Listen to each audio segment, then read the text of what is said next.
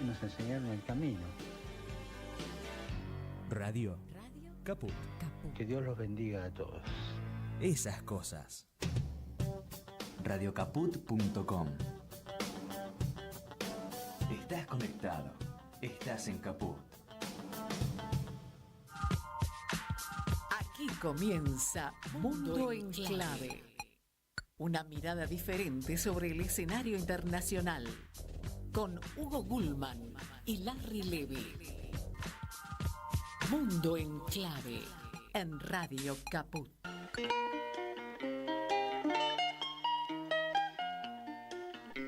Hola, ¿cómo va? Contradiciendo un poco a la locutora, a Vilma Noche, haciendo la presentación. Ahora sí podemos decir con Hugo Gulman y Larry Levy. Tuvimos varios programas que fue con Larry Levy y Larry Levy. Así que bienvenido, yo me sentía huérfano, te juro que me sentía huérfano. Espero haber estado a la altura del desafío, ¿sí? Pero bueno, no, estuvimos ahí. El único, digamos, hay una cosa que sé que no la hice bien, que vos sos un experto, más allá de lo político, más allá de los datos duros, que era la cuestión de la música. Yo a vos te tengo ahí encasillado en ese No, tema de no la música. tanto, Y realmente costó, porque no es fácil, o sea, es que es un trabajo interesante. Y encontramos la persona que probablemente nos dé todo un programa de geopolítica y música. Qué interesante, ¿sí? Que sería qué muy lindo interesante. eso, qué lindo, hace rato creo que que encontramos venimos. la persona indicada. Mirá qué bien. Bueno, esto es Mundo en Clave. Como todos los lunes a esta hora nos reencontramos, sabiendo que, por supuesto, van a poder volver a escuchar este programa los días martes en los medios públicos de Marcos Paz, tanto a través de la tele como a través de la radio.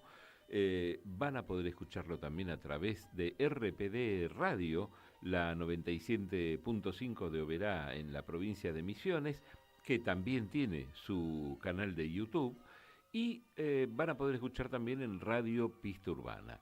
Y hoy, Larry, bueno, la música, como vos, está con jet lagger, vamos a sí, la verdad que sí. Estás apenas llegado de Europa. La música sí, encontré algo, espero estar a la altura también, pero bueno, vamos a dar esa pista, a ver, dale. Veamos a ver de qué vamos a hablar hoy.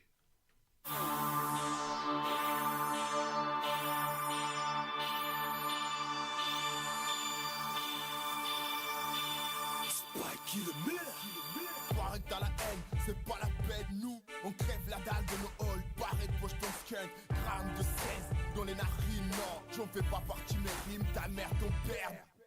93, faut pas test, majeur en l'air. Fontaine au père, la Bueno, el idioma está claro, ¿no? El idioma, ¿sí? Y se llama Hijos de la Inmigración. Claro, ¿no? bueno, Tema, y ahí, ¿no? ahí es el tema, porque en ese país la inmigración negra, ya estoy dando demasiadas pistas, es la que maneja la queja ciudadana, citadina, ¿no? Entonces, maneja el rap, maneja el hip hop, en este caso es un hip hop, que son son africanos hijos de la inmigración, ¿no? Que ya van varias generaciones que están en ese país, sí. Y sin embargo aún hoy, ya sea por su color de piel, por sus costumbres, por su comida, bueno, siguen siendo extranjeros en su propio país, ¿no? Entonces eso, de alguna manera, tiene su expresión en la cultura, en la música. Tal cual. A ver, escuchemos un cachito más.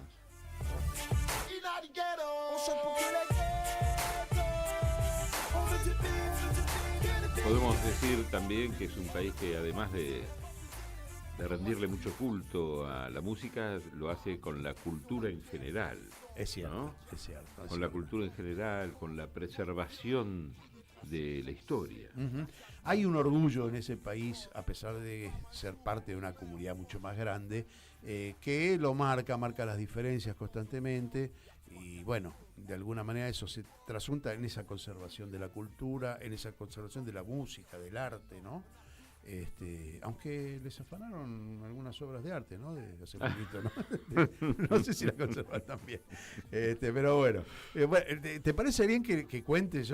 Todavía estás ahí medio Me parece que está bueno que lo cuentes, y está muy bueno lo que escribiste. Bueno, dice que cuando desde la periferia intentamos la mirada hacia la metrópolis, es difícil llegar a una observación neutral. A lo mejor geopolítica, es mejor no buscar esa neutralidad. Entonces, la intención podría ser la de la objetividad, que finalmente también es una construcción que se ve diferente desde el punto de vista que se elija para mirar. Es cierto que hoy la situación es compleja. La tradicional transparencia se llenó de humo y los poderes ancestrales alteraron su esencia fruto de la propia dinámica de acumulación, lo que pone en peligro su continuidad como ejes de dominio. El surgimiento de nuevos polos de desarrollo irritan al hegemón y provocan reacciones que algunas veces son exóticas y otras incomprensibles por su torpeza. Es difícil prever los movimientos más inmediatos y mucho menos los de largo plazo. Pero como siempre, leer y estudiar la historia reciente puede ser de utilidad como referente del comportamiento que modeló la esencia de esa altanera y soberbia metrópolis. El país que hoy vamos a abordar no escapa a esa lógica imperial de los tiempos pasados, ni la disciplina impuesta por el capitalismo que hoy entró en contradicción y en decadencia económica, cultural y política. La pérdida de legitimidad de esa centralidad frente a la periferia genera desacuerdos y rebeliones que también revierten el orden en sus propias poblaciones, radicalizando posturas que desestabilizan las otroras serenas y ordenadas sociedades. Hoy es difícil asegurar que París bien vale una misa, pero sí vale una reflexión de lo que pasa en los llamados países centrales. Y Francia, el país que vamos a abordar hoy, no escapa a la lógica de las contradicciones del presente.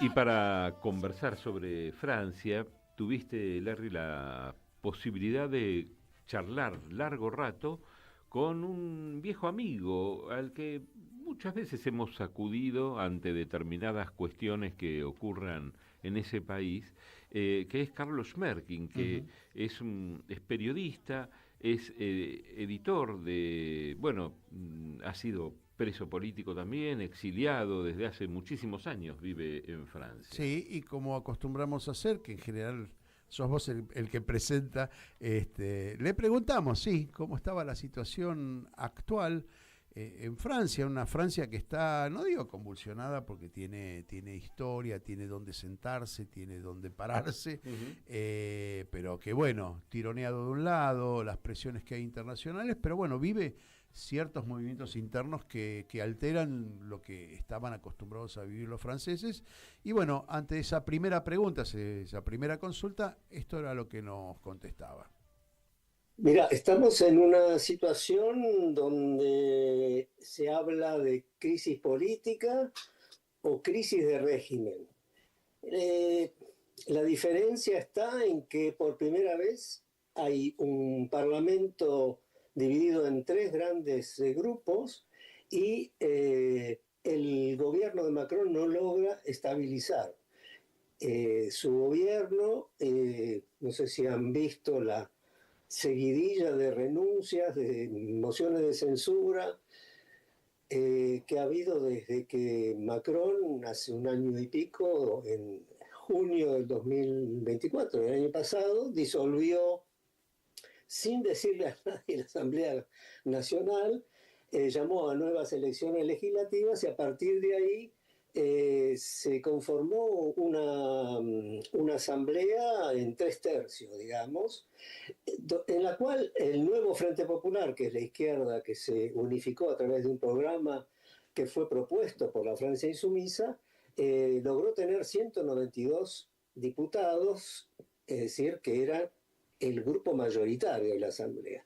Normalmente el presidente nombra al primer ministro, que debería salir del grupo mayoritario.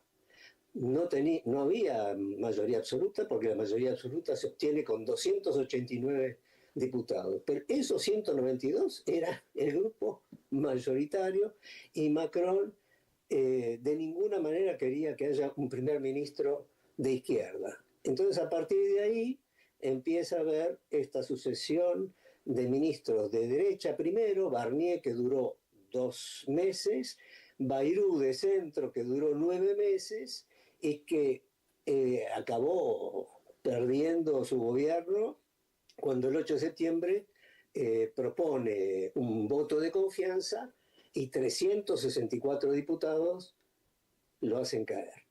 Entonces, a partir de ahí, de nuevo, una situación de inestabilidad importante, todo producto de que Macron, a través de sus primeros ministros propuestos, querían y quieren imponer un presupuesto de ajuste brutal.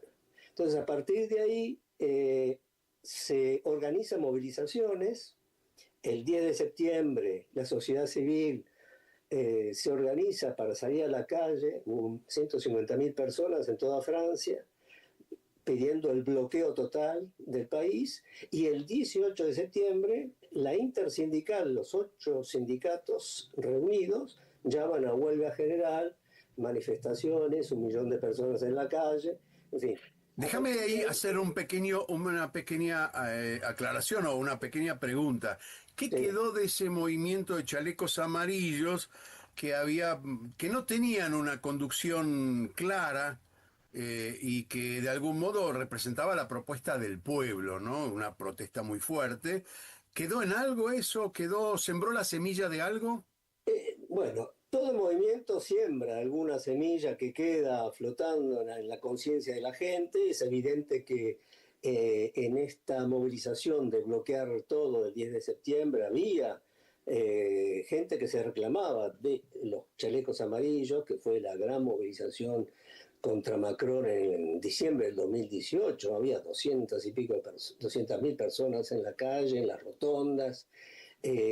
Macron tuvo que largar 10 millares de euros para intentar calmar la situación. Ese movimiento no se constituyó en fuerza política, no hubo como fue Podemos en España, por ejemplo. No hubo una transformación política, una expresión política partidaria, pero esa movilización quedó pendiente, ¿no? De alguna manera, que se reflejó el 10 de septiembre. Entonces, el tercer primer ministro nombrado por Macron es Sébastien Lecornu, ex ministro de guerra, ¿no? Acá hubo ministro de defensa, pues ministro de guerra, Ministère des Armées, como se dice. Es decir, el lenguaje determina la política también. Es lo que iba a decir, no es no es inocente, no es inocente, ¿no? Y desde ese punto de vista, Lecornu lo que hace es nombrar, después de 26 días de negociaciones con los partidos políticos, nombra un gobierno prácticamente idéntico al anterior, y ese gobierno dura 14 horas. Él renuncia y Macron no tiene a nadie para reemplazarlo. Nadie quiere agarrar la papa caliente. Bien, ahí hablaba de los números, de los escaños, la cantidad de diputados, la especulación política. ¿Te suena algo? ¿Te suena algo parecido? Estamos más o menos en eso, ¿no? Hoy nos despertamos con esos cálculos. Pero es interesante, ¿no? Todo lo que dice, porque de alguna manera se repite ahí esto. De Milei hablamos al final, ¿sí? La imagen que tiene Milei en Francia. Pero es interesante porque la derecha viene ganando en todos lados sin tener una infraestructura, digamos, que aporte a la tranquilidad. Siempre nos deja en esa intranquilidad de qué va a pasar. Y justamente sobre eso estuviste conversando en el segundo bloque, ¿no? Claro. Sobre el vuelco de alguna manera de la derecha. No tiene explicación, como no la tiene acá, ¿viste? Es decir, que no le encontramos explicación. Bueno, por eso le pregunté. Quizá haya una explicación más retórica de decir, bueno, hay mucho dinero, muchos intereses invertidos en pos de lograr determinados objetivos que pasan por los vínculos laborales, que pasan por determinadas cuestiones de poder. Pero fíjate cuál es la contradicción, porque yo le pregunto, ¿no? Si el vuelco a la derecha es lo que... Bueno, escuchá lo que nos dice sobre lo que la sociedad piensa de la derecha, que medio contradictorio, ¿no? Dale, a ver. Es decir, hay una radicalización de los partidos conservadores que se van acercando cada vez más. Es decir, Bueno, eso te iba a preguntar. ¿La sociedad civil está virando hacia la derecha también? Digamos, lo que nosotros decimos aquí, el tipo de la calle, el tipo de a pie, fue cooptado por ese discurso de la derecha donde pide más radicalización de las cosas. No. No se puede decir que haya un viraje del pueblo francés a la derecha. Lo que hay es una transferencia de votos de la clase trabajadora, de la clase popular, hacia el Frente Nacional y después el reclutamiento nacional de Le Pen, porque es una tendencia en general en todo el mundo. Se habla de que hay una defección de la izquierda respecto a ese voto popular que tuvo siempre, y es lo que explica que el crecimiento de Marine Le Pen, que si se hacen elecciones hoy legislativas, tendría 36%, la izquierda vendría en segundo lugar en 26%, y el partido Macron 14%, es una manifestación de ese desprendimiento, ¿no? Es decir, que Macron vendría a ser un moderador entre la izquierda y la derecha, más que un mandatario que puede imponer o legislar de acuerdo a su ideología, sino está siendo un intermediario. En 2017, Macron, que era el ministro de Economía de François Hollande, que era socialista, que era un gobierno, entre comillas, socialista, socialdemócrata, lo traiciona a Hollande y se elige él como candidato a presidente, ni de derecha ni de izquierda.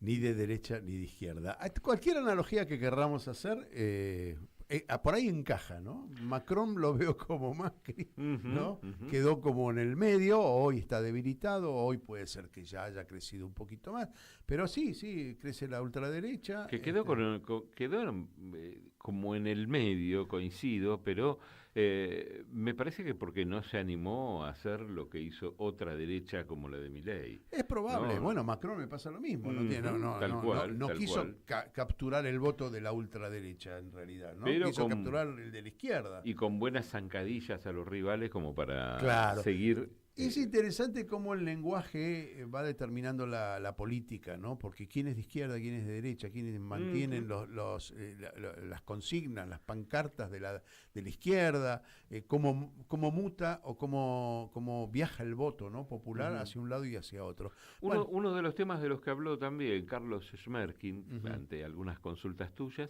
tiene que ver con la economía, con el deterioro económico que...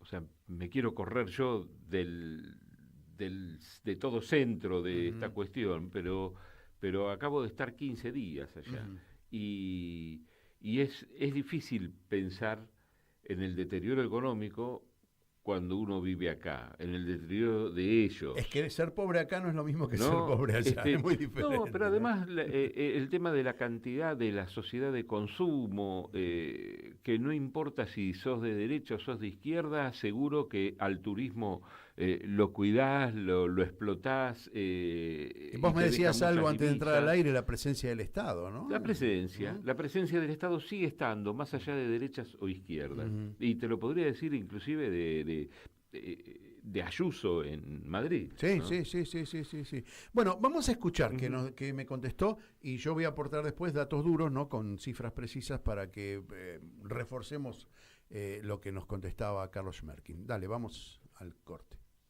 ¿Y cómo lo percibe la gente de la calle la situación económica? ¿Se ha deteriorado el estándar de vida? Sí.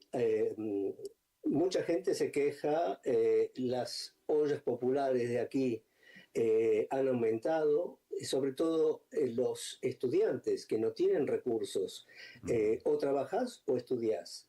Es muy, muy difícil, cada vez más difícil. En una época sí se podía trabajar y estudiar. Ahora ves que cada vez más los chicos están haciendo colas para alimentarse, los Y jubilados. la familia tipo tuvo que renunciar a determinadas, no digo ventajas, pero de la forma de vida cotidiana tuvo que renunciar a cosas que le eran importantes. Van menos a los restaurantes, van menos de vacaciones, o cuando se van de vacaciones van a un camping, en fin, es decir, todo se ha reducido, Bueno. Y eso se nota en los supermercados, en lo que compra la gente, compra las promociones, en fin, eso sí, se nota absolutamente, y los pobres han aumentado, de hecho, hay más de 8, casi 9 millones de pobres en Francia. Le vamos a mandar a Milei, que sacó a 12 millones de la pobreza. Bueno, es cierto, y antes te decía, ser pobre allá no es lo mismo que ser pobre acá, pero las cifras son muy contundentes, ¿no? La deuda externa de Francia es el 238% de su PBI. Es enorme, es una deuda externa enorme, lo que seguramente, decididamente condiciona toda la economía, y esto se traduce en un montón de cosas. De todas maneras hay que señalar que con 20 millones más de habitantes de lo que tenemos en la Argentina, ellos producen 5 veces más. El Producto Bruto Interno de Francia es 5 veces más que el nuestro, lo cual habla de un proceso de industrialización posguerra muy fuerte, ¿sí? ¿Y cuánto invierten en, por ejemplo, en educación, que es más o menos lo mismo que la Argentina tenía hasta hace un par de años? Ahora ya sabemos que estamos en baja, pero en salud invierte el 12%. Nosotros estamos invirtiendo, hasta hace 2 años teníamos el 9,5, hoy debemos andar por el 7. Es muy difícil para nosotros, con la fluctuación del dólar, el dólar pisado, no pisado, establecer, pero más o menos la diferencia es enorme en cuanto a las inversiones, ¿no? Y tienen un déficit comercial de 100.000 millones de dólares al año, lo cual es enorme. Nosotros tenemos un superávit ahora de 7.000, pero porque no estamos produciendo, no estamos importando materia prima, pero realmente es muy, muy alto el déficit que tienen. Ahora, pobres y no pobres, un salario promedio en Francia son $3.500, ¿sí? Nosotros estamos en los 500, 600, difícil de saber, pero más o menos eso. Pero desocupación, fíjate, esto es importante, tiene el 7,4% de desocupación. Nosotros tenemos más o menos el 9%. Las cifras oficiales hablan del casi el 8%, pero tenemos el 9% y no sé si el 10%, y una subocupación muy alta. Bueno, todos estos datos hablan de una crisis muy fuerte en Francia, lo que condiciona, ¿no? Es decir, tanto cualquiera de los gobiernos que tengan, y aparte porque están bien atados a la Unión Europea, ¿no? Ese es un punto interesantísimo, porque siempre el rol de Francia ha sido un rol importantísimo dentro de la Unión Europea, junto con Alemania, quizá los dos más importantes, pero me da la impresión de que hay otros países que también vienen creciendo mucho, ¿no? Vos pudiste hablar acerca de la Unión Europea y el rol de Francia. Yo, ¿no? en realidad, lo que primero le pregunté, para ser más o menos ordenado, es cómo es la situación de Francia dentro de la Unión Europea. Después tocamos el tema de su liderazgo, su no liderazgo, la derechización del liderazgo de toda Europa, pero escuchemos y veamos lo que nos contestaba sobre la situación de Francia en la Unión Europea. No, porque la situación económica de Francia es bastante peor que la de Alemania.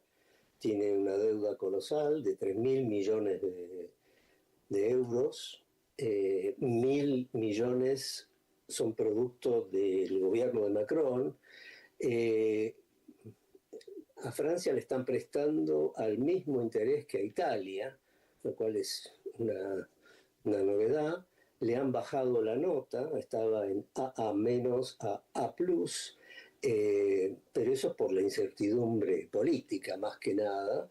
Y Macron además se juega le va tan mal internamente, no llega ni a 20% de aprobación en las últimas encuestas, que se juega a tener un rol preponderante a nivel europeo e internacional. No por casualidad, yo creo que también fue la declaración del reconocimiento de Palestina por parte de Francia, es parte de esa jugada de querer ponerse en primera línea. Francia está, digamos, en el medio entre Italia y España. Bueno, ahí te iba a preguntar porque con Meloni hubo muchos roces en los últimos tiempos. Yo creo que Meloni le está pasando factura de lo que pasó en Libia ya hace muchos años, que le quitó a Italia la posibilidad de tener gas económico, barato para la producción, y en eso tuvo que ver Francia, sin ninguna duda. ¿Hay un cortocircuito entre Italia y Francia? Bueno, no sé si podemos calificarlo de cortocircuito, pero el posicionamiento de Meloni con Trump es muy contraproducente para la visión que tiene Macron de que poner Europa entre China y Estados Unidos. Es decir, hay un consenso en general de algunos países de mantener Europa de una manera independiente de Estados Unidos y de China. De hecho, han aumentado las exportaciones y las importaciones en Francia y en Europa de China, producto del 15% del impuesto. Bueno, ahí después entramos en el tema China, tema Rusia, Estados Unidos, el sentimiento anti-norteamericano que tienen los franceses. De todas maneras, yo hice hincapié, me interesaba en esa disputa que hay, ese cortocircuito que él le bajó un poquito el tenor, pero que tienen con Italia.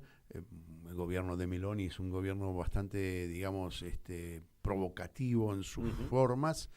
Macron quiere conservar ese estilo, digamos, francés, sí, digamos, saco y corbata, pero sí, hay una afectación en las relaciones entre los mismos europeos, miradas diferentes, hay un solo discurso del que después hablamos y que sí quiero poner el acento ahí, que es la cuestión rusa, que es lo único que unifica el discurso europeo. Todo el resto en este momento está en una nebulosa, como yo dije al principio. Estamos viviendo incertidumbre, no solamente la vivimos acá en América Latina, también en Europa. En el único lugar donde me parece a mí que no hay incertidumbre por el crecimiento sostenido es en Asia. Sí, el resto del mundo está hoy en una complicación bastante interesante.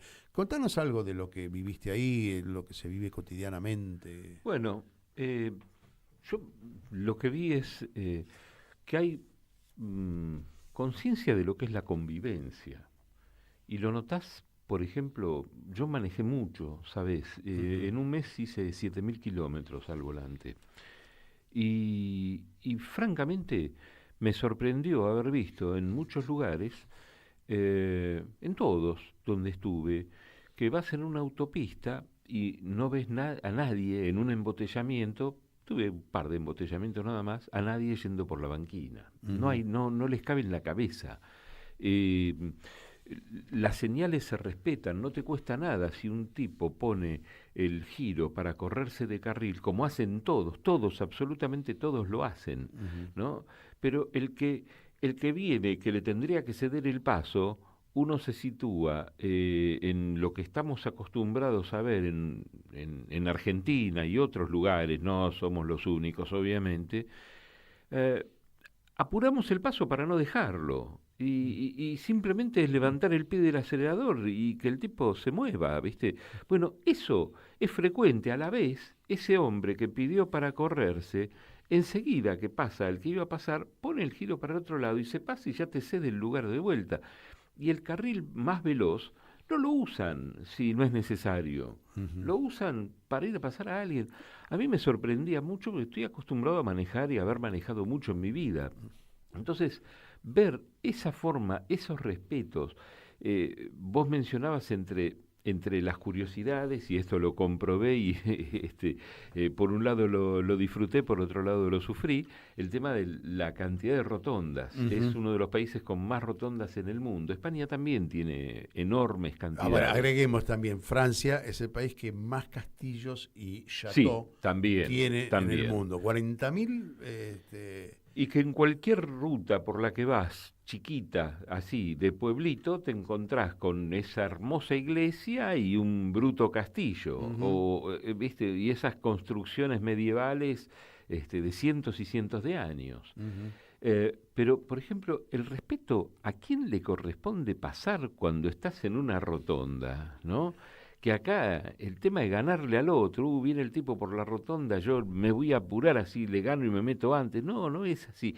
Y todos te respetan, y si uno, acostumbrado a la Argentina y a la forma de manejo, se manda la macana, que algunas me he mandado, vos ves cómo te miran, te miran con sorpresa. ¿Cómo hace esto? Sí, ¿no? Es más, no creo que sea una cuestión de respeto, tiene que ver con una cuestión de convivencia, lo dijiste vos al principio. De convivencia, de porque educación. Porque el respeto por ahí es otra cosa, es el pensamiento del otro, pero el comportamiento en la calle, eso es digamos, de convivencia. Pero me comentaban que en algunos lugares, ya que estamos cerca de la pausa, ¿no? Ya tendríamos que ir, pero que en algunos lugares el curso para manejar dura cerca de 2 años. No te dan el registro en un par de semanas con un contacto en la oficina. Bueno, vamos a una pausa, vamos a respetar los tiempos de la radio, vamos a ir a una pausa y volvemos con Francia, con Carlos Schmerking, que bueno, seguimos preguntándole, ¿no? No nos conformamos con las primeras preguntas,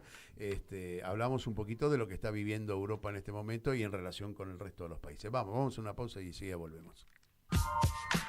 Enseguida volvemos con más Mundo en Clave.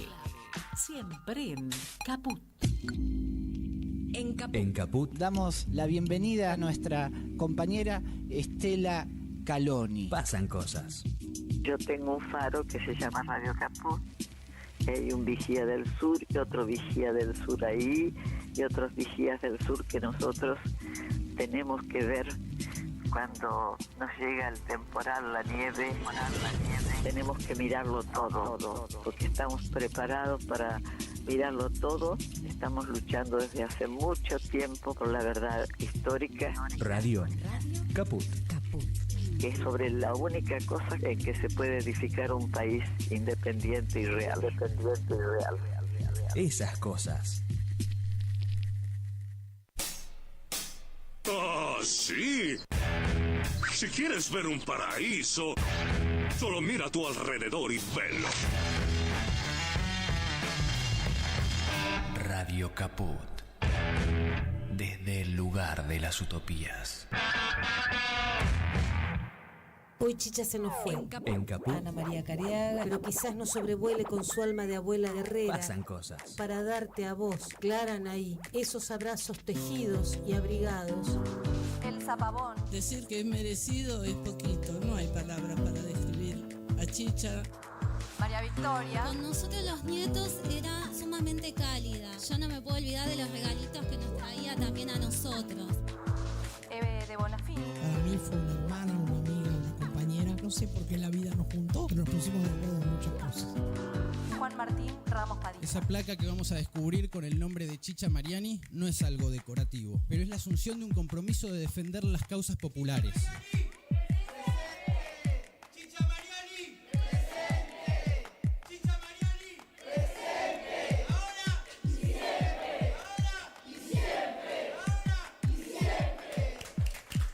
Radio Caput. Hable bajo, pero hable, no se calle. Esas cosas. ¿Querés arrancar la mañana bien informado? ¡Rompelo!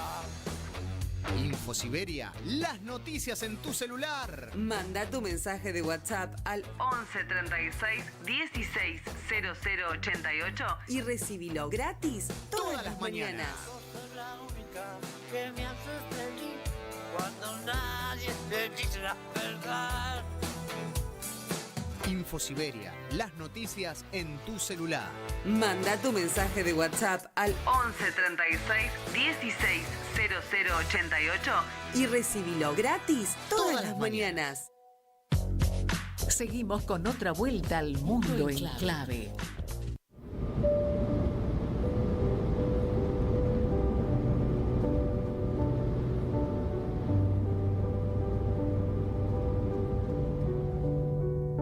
J'ai pas envie de rester, pas envie d'essayer, pas envie de regarder ma vie part en fumée.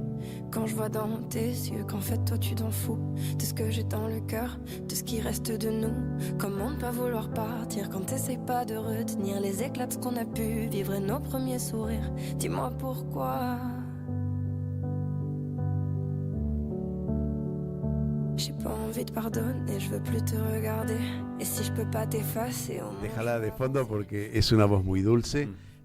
Bueno, vos sabés que Francia siempre tuvo baladistas, siempre se destacó por tener baladistas, ¿no? muy notorias, y sigue esta música, es lo que pude percibir. Este tema tiene 1 año, 2, y la canta Loan, se llama Las Estrellas, Les Étoiles. Yo no sé francés, no lo voy a pronunciar nunca bien. Y tiene infinidad, y me costaba elegir porque aparte conocemos que Charles Aznavour iba a traer música, pero dije no, vamos a buscar qué es lo que escucha la gente en la radio, qué es lo que es el hit del momento o de los últimos tiempos, y encontré este tema que me parece muy dulce, y bueno, el francés suena muy bien, ¿no? en la balada, así que bueno, ahí tratando de estar a la altura del desafío. Hugo Gulman tiene mucha más experiencia que yo en ese tema. No, pero lo tenés, es evidente. Y bueno, encontré esto, ¿no? Después al final vamos a escuchar otro tema musical interesante. Bueno, Hugo, el próximo video que de la charla entre Carlos Schmerkin, que vive en Francia, exilado hace muchos años, ya la categoría de exilado ya es ciudadano francés, sí. Con un fuerte arraigo, pero bueno, con lazos con Argentina constantes, lazos de estudio político, ¿no? Él es periodista y eso. Le pregunté porque me parece importante uno de los ¿qué está pasando en la Unión Europea? Porque la Unión Europea aparenta una unidad, pero ya en algún momento se fue Inglaterra, ¿no? Gran Bretaña, sigue habiendo tensiones, no todos los países miran los conflictos del mismo modo. El caso Gaza ha despertado 2 cosas. En principio, que grandes cantidades de protestas en la calle, pero una desconexión con el mundo político que apoya en silencio, no digo que lo apoya, pero vive en silencio un genocidio. Pero la mirada es diferente. Por ejemplo, España. Vamos a escuchar qué decía Francia y del liderazgo que alguna vez pretendió tener Francia, que pretende tener Macron en el mundo de la Unión Europea. Escuchemos lo que nos decía. Sí, sobre todo el presupuesto armamentístico. Es decir, el nudo de las discusiones con España. Ahí Sánchez estuvo bien en oponerse a llegar al 5% del Producto Bruto Interno para la producción armamentística, que todo el resto aceptó. Ojo que no es inmediato. Por ahora, Francia está en el 2% al mismo tiempo que Italia, pero Italia sí se comprometió a llegar al 5% en 2035, y Francia también. Francia está en este momento en 50.000 millones de euros y tiene que llegar a 68.000 millones en 2035, aumentando todos los años. Ahí Sánchez estuvo, digamos, en una posición mucho más combativa desde ese punto de vista, al mismo tiempo que España es una muestra de que la socialdemocracia ahí está funcionando bastante bien, a pesar de la presión enorme de Vox, que a su vez está apretando al Partido Popular, que se está derechizando. Eso es una algo que está sucediendo en muchísimos países, ¿no? El crecimiento de la extrema derecha, pasando a primer lugar como en Italia y en Hungría, y después segundos lugares en Alemania y en otros países. Eso es una constante que se va viendo en casi todas las elecciones y en las manifestaciones en las calles de nazis. Es algo espeluznante. Es algo espeluznante, ¿no? Lo desembosado de las expresiones de la derecha. Aunque, como veníamos charlando hace un rato, también la cuestión de Gaza ha despertado un movimiento muy fuerte en toda Europa, que a lo mejor reemplaza las quejas propias, ¿no? Las quejas de cada uno de los países. Pero bueno, hay cosas que unifican, en este caso Gaza ha unificado el criterio de toda Europa a nivel de la población. A nivel gubernamental es diferente. Sí. Lo decía recién Carlos. España tiene una actitud mucho más militante con el tema, ¿no? Absolutamente. Y seguida por el pueblo también. Sí. Algo de lo que no pude charlar porque no nos dio el tiempo, que es interesante, y volveremos a Francia de acá a unos meses, un año, ojalá duremos muchos años haciendo este programa, que es las rebeliones de los países que fueron colonia, aún siguen siendo colonia de Francia, ¿no? ¿Por qué? Porque encontré un dato que me llamó la atención y me hizo acordar de algo que nosotros hablamos acá cuando tocamos, por ejemplo, el Sahel.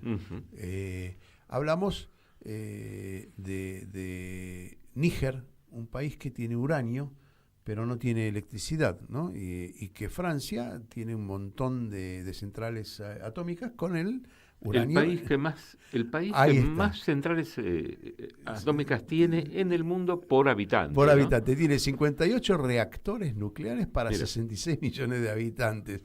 Después sigue Japón, que es un país que tiene pocos recursos energéticos. Pero tiene el triple de habitantes, el doble. ¿No? Exactamente. Por lo tanto, Francia cómodamente lidera la energía nuclear, digamos, para la energía, no para fines bélicos, que también debe tener armas nucleares. Pero digo, a costa de África. Algo que no lo hablamos en algún momento, esta cuestión de la descolonización de África, de los europeos, y en especial de Francia, será un tema a tocar importante, ¿sí? Contanos algo más de lo turístico, o si querés algo de la gastronomía, porque debes haber probado, comiste algo. Pero poco. Sí, podría decirte algunas cosas, algunos fiambres exquisitos que se comen allí. Yo no soy quesero, así que de eso no puedo dar cuenta, pero sí de fiambres y algunas cosas, pero por el tipo de viaje que hicimos nosotros. Y ser mochilero a los 70 no es lo mismo. No fue un viaje de restaurante, fue un viaje en casa rodante con cosas dentro de la casa rodante, ¿no? Pero de todas maneras sí te podría decir mucho de los pueblitos, porque en cada pueblito hay referencias históricas, y cuando eludís autopistas, los caminos te hacen recorrer pueblos a baja velocidad, y son un pueblo seguido de otro. Es una cosa pero continua, constante, todos con sus iglesias, con sus monasterios, con sus referencias históricas, con su cuidado del patrimonio, con las edificaciones en altura pareja, donde no aparece un Macri que quiere romper todo y hacerte una torre, por ejemplo, o no lo dejan seguramente aparecer, o que aparezca pero para otras cosas, no para eso. Bueno, ¿no? Otra de las misceláneas que encontré. Vos hablabas de una ciudad en la que justamente estuve, que queda en Alsacia. Alsacia es una región que está pegada a Alemania, y es toda una región grande. Estuve en 2 lugares, estuve en más lugares, así de paso, pero en esos 2 me impactaron y son lugares a los que uno volvería a quedarse. Uno se llama Eguisheim. Eguisheim es un lugar muy chico que uno lo podría pensar, yo lo pensaba y bromeaba como una especie de parque Chas mucho más grande, ¿no? Porque de golpe empezás a caminar y terminás después de un rato largo caminando en el mismo lugar, pero en ese se llama Guillem porque había un señor hace más de 1000 años que se llamaba Guillem de apellido, que llegó a ser el Papa León IX. Ah, mira vos. Y hay una iglesia del año 1002 ahí, que es una belleza. Uh-huh. La reseña dice que es el pueblo como un cuento, con casas de madera de colores, calles circulares, esto que vos decías, Parque Chas, y viñedos alrededor. Viñedos alrededor y muchas bodegas y negocios de bodegas y mucha cata ahí mismo, en esa mini ciudad, que es una mini ciudad. Y por ejemplo, una gran recepción en bodegas que son pequeñas, no son los tamaños con hectáreas y hectáreas como estamos acostumbrados nosotros a ver en Mendoza o en otras regiones de nuestro país, donde es muy frecuente el turismo en casa rodante, donde te permiten estacionar la casa ahí un día, 2 días, 3 días, lo que vos quieras, a veces a cambio de que les compres algunos vinos. Para hacer, por ejemplo, el coq au vin, que es un estofado de pollo o gallo, mirá gallo, cocinado lentamente en vino tinto con champiñones, cebolla y tocino. Es un clásico de las regiones de Borgoña, pero bueno, todas las regiones que tienen viñedos hacen lo mismo. Te invito a que escuchemos lo que nos decía Carlos sobre un tema que maneja... unifica de alguna manera el discurso político de Europa, que es la rusofobia. En el video número 6, Lucas Loza, que es nuestro hombre de controles, ahí vamos a escuchar lo que nos dijo. Hay una especie de propaganda muy fuerte en los países europeos centrales, España, Italia, Francia, Alemania, con respecto al peligro ruso, que parece más una especie de propaganda para unificar discurso que una realidad, porque la invasión de Rusia a Ucrania tiene raíces históricas, tiene raíces territoriales que no tiene el resto de Europa. Nunca se manifestó Rusia con intenciones de invadir Europa, los países centrales, ni siquiera los países que fueron parte de la Unión Soviética, del égido de Rusia, no lo ha manifestado abiertamente. ¿Crees que hay una propaganda intencionada para ese discurso, para movilizar fondos hacia las empresas armamentísticas? Bueno, acá la invasión de Rusia en febrero de hace 3 años fue un shock. Todo el mundo decía que no iba a invadir, incluso Macron fue antes a hablar con Putin, en fin, hubo toda una serie de tratativas. No se entendió y la gente no contextualiza de ninguna manera la y ahí parte te quiero histórica. agregar un punto más. Los que no cumplieron con las promesas que se habían acordado en 2014 en los acuerdos con Rusia fue la OTAN, ¿no? Entonces, acá la izquierda está contra la OTAN, pero critican la invasión de Rusia. Sí, eso lo critican. Incluso la Francia insumisa. Pero la Francia insumisa lo que plantea, a diferencia de otros partidos de izquierda, es que haya un alto el fuego inmediato que incluya a Rusia en las negociaciones, que no se envíen más armas y que se reduzca el gasto militar. Y dicen que la Francia insumisa considera que el responsable de esta guerra es la OTAN. Son los únicos que plantean esta visión, sobre todo porque denuncian el impacto económico de esta guerra en la población francesa. Entonces, desde ese punto de acá, es decir, una parte de la situación económica tiene que ver con la guerra. De alguna manera, considero que el tema de la guerra de Rusia frente a la OTAN, de alguna manera sobredimensionó las contradicciones de Francia y de la Unión Europea en general. ¿Qué te dijo sobre China sobre Estados Unidos, los vínculos con las grandes potencias? Y bueno, ahí se manifiestan, como vos decís, las grandes contradicciones, porque en última instancia China es un protagonista, es un cliente, es un proveedor, entonces es imposible responder tajantemente a la pretensión de Estados Unidos. Vamos a escuchar ahora en el video número 7 cómo lo presenta Carlos, ¿no? Vamos a mirar. Francia exporta muchísimo a China. En 2024, 25,75% del total de las exportaciones de la Unión Europea a China fue Francia la primera y después España, ¿no? Entonces, y esto es producto también de los aranceles que metió Trump del 15%, entonces obviamente quien ocupa el lugar, los chinos aprovechan y Francia y Europa está importando mucho más que antes de China y exportan también mucho más. Importante destacar, Carlos, ahí que los chinos están logrando acuerdos para desplazar al dólar de las transacciones comerciales. Ya lo lograron con Rusia, lo lograron con Irán, es decir, el SWIFT, que es el intercambio que hasta el momento regía a partir del dólar, está dejando de ser importante, lo cual también beneficia a Europa, pero Estados Unidos realmente presiona mucho, ¿no?, con eso. Sí, por supuesto.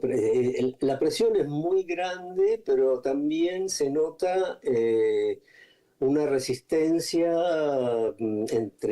pero que no todos los países tienen la misma posibilidad de resistir. Es decir, los 27 países de Europa no están en la misma situación, obviamente, y la locomotora, como se llama, a Francia y Alemania, que son los pilares de la Unión Europea, no están tampoco en buena situación económica como para tener más fuerza, y Trump lo sabe, los chinos también, entonces Europa se transforma en un campo de batalla que, bueno, la gente también lo sufre, ¿no? Pero no hay un sentimiento anti-China, lo que sí hay es cada vez más un sentimiento anti-yanqui, ¿no? No, eso es importante destacar, sí. Trump no tiene buena imagen, en todo caso aquí, y tampoco en España o en Alemania. Porque, sin embargo, ese sentimiento anti-yanqui tampoco los acerca más a Rusia, por ejemplo, en este caso. No, porque Rusia lo tienen ahí muy cercano, y aparte la propaganda ha sido muy, muy fuerte.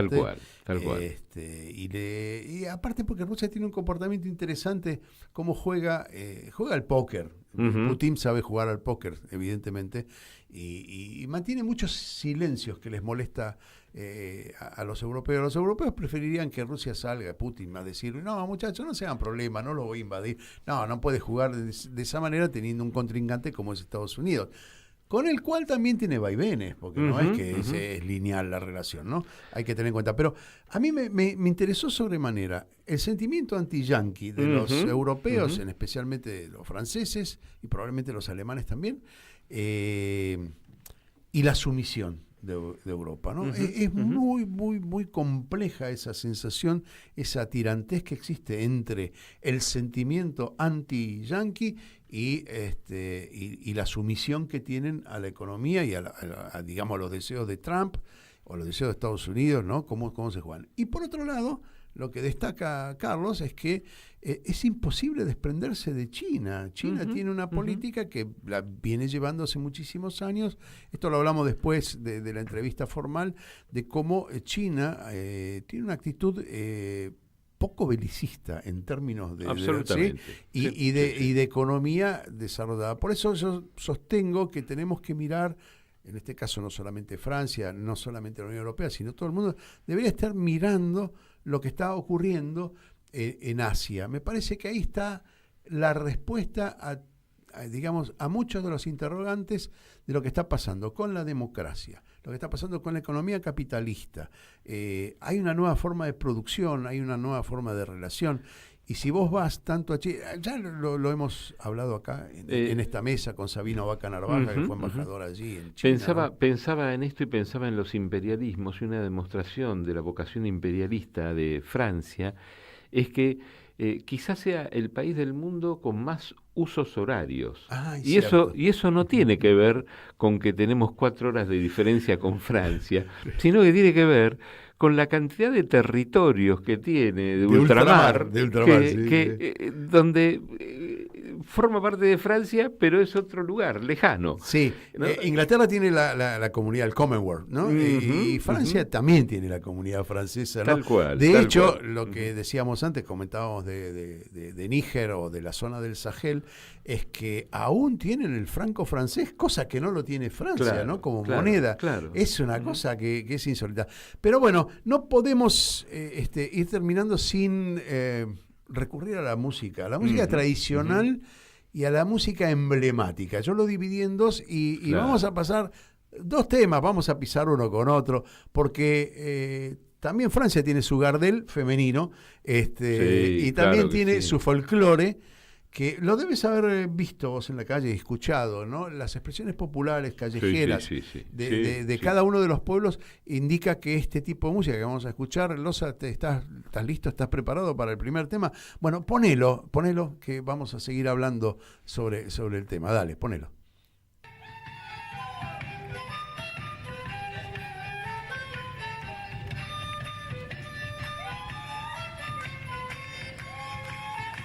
Más clásico que este. Imposible, ¿no? Sobre el puente de Aviñón hay muchas cosas también. No, es interesante.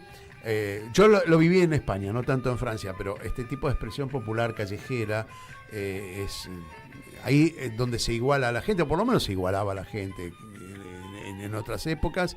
A principios del siglo pasado, cuando todavía el capitalismo permitía el encuentro en la calle, que aún se conservaban estas músicas populares a lo largo y ancho de estos pueblos que vos recorriste, ¿no? En 7.000 kilómetros debes haber pasado infinidad de pueblos. Pero no podemos desconocer también que en algún momento histórico, culturalmente hablando, Francia... el siglo pasado tuvo ahí un momento de relieve, así como los yanquis lo tuvieron en el cine, los franceses lo tuvieron en la música, y pisame con esta mujer que es todo un emblema de la música francesa. Dale. Algún día tendríamos que hablar sobre la historia del tango en París y cómo llegó, ¿no? Dale, es interesantísimo. Dale. Pero escuchemos esta... Bueno, palabras mayores. 2 acordes y ya sabemos de qué se trata. El gorrión de París.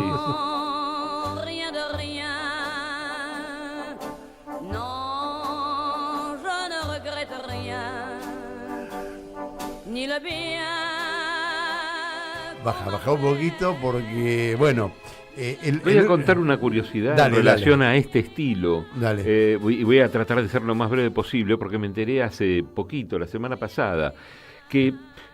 a los alumnos y a los alumnos no solo de música, sino a los alumnos en las escuelas, les enseñan a no hablar así con esa R tan pronunciada, gutural, claro, como la que utilizaba Edith Piaf, porque en realidad era como un estilo mucho más arrabalero el de ella, un estilo más popular. Entonces les enseñaban de otra manera, que la pronunciación fuera de otra manera. Y la burguesía con el tango es lo mismo, ¿no? Rechazar esa música de arrabal. Tenemos un último minuto 17 con Carlos Schmerkim, a quien le agradecemos infinitamente este contacto, que habla de Francia, los franceses y nuestro presidente Milei. Escuchémoslo. La imagen de Milei es desastrosa entre los franceses, a pesar de que medios de derecha durante mucho tiempo se esforzaron en mostrar a Milei como el gran hacedor de una nueva política económica contra el Estado, a favor de mejorar la situación de la Argentina, pero en general tiene muy mala imagen y hay muy buenos programas en la televisión pública francesa, donde cada tanto invitan a especialistas argentinos o franceses que están en París, en Francia, y se habla mucho de Argentina y obviamente la imagen de Milei es pésima, salvo para algunos ultraderechistas como Éric Ciotti, que dio una conferencia poniendo una, ¿cómo se llama?, la motosierra en la mesa como imagen, diciendo que Milei, que tendríamos que hacer como Milei y desarmar el Estado francés. Bueno, ahora muchos van a mandar a los políticos acá para estudiar cómo hace para seguir ganando, ¿no? Sí, romper todo y ganar igual. No tenemos respuesta, tenemos muchas preguntas y pocas respuestas. Bueno, esto ha sido Francia. Me quedan millones de datos porque son interesantes. ¿Cuánto invierte la gente en vivir, digamos, en comestibles? Que invierte apenas un 20 o un 30%, mientras el argentino está invirtiendo casi el 60%. Y otro montón de datos que tienen que ver con los alquileres, con el kilo de pan. Pero bueno, nos quedó corto el programa. Vamos a volver sobre Francia seguramente de acá a un tiempo. No nos queda más que agradecerle a Carlos Schmerkim su participación en este programa y que nos recuerdes, estimado Hugo, ¿dónde nos pueden volver Ya que estamos con agradecimientos, le agradecemos a la radio pública y canal público de Marcos Paz porque repite este programa cada martes a las 16. También a RPD Radio de Oberá en la provincia de Misiones, por un lado la 97.5, por otro lado el canal de YouTube, que también lo hacen el miércoles a las 16 horas también. No, 21 horas. A las 21 horas, disculpa, a las 21, cierto. Y a Pista Urbana. Así que, bueno, aquí estamos agradeciéndole a Lucas Loza, Larry... La semana que viene, 7 días, voy a estar. Vas a estar. La verdad, es toda una tranquilidad. El sentimiento de orfandad, ¿no? Dentro de una semana, 7 días, menos una hora, y nos encontramos acá, en nuestra casa, en Radio Caput, y después allí en Marcos Paz, en Misiones y en Pista Urbana. Dale. Chao. Chao. Aquí termina otra edición de Mundo en Clave. En Caput El expresidente de Uruguay, José Pepe Mujica. pasan cosas. Es un momento de cooperar, de juntarse, de aguantar la solidaridad.